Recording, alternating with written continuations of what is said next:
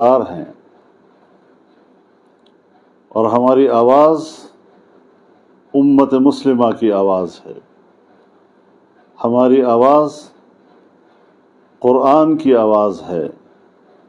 ہماری آواز جناب رسول اللہ صلی اللہ علیہ وسلم اور آپ کی مقدس جماعت صحابہ کرام رضوان اللہ تعالی علیہم اجمعین کی آواز ہے.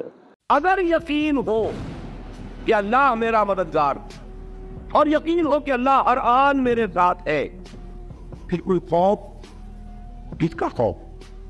کوئی شے اللہ سے بالا تر ہے؟ کوئی قوت اس سے زیادہ طاقتور ہے؟ کوئی اس کے ارادے کو بدلنے والا ہے؟